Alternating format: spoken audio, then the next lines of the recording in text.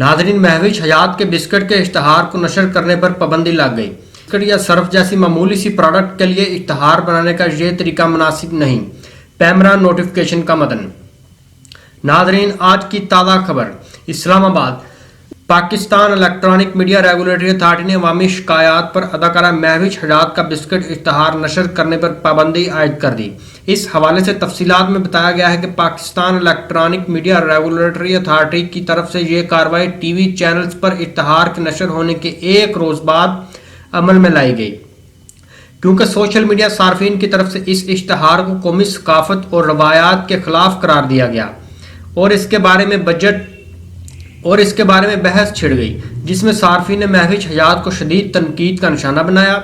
जिसके बाद पैमरा ने महविश हयात के इश्तहार पर पाबंदी आयद करने का बाज़ाब्ता नोटिफिकेशन जारी कर दिया। नोटिफिकेशन में हिदायत की गई है कि इश्तहारात की वीडियोस मॉनिटरिंग कमेटी से चेक कराना ज़रूरी है।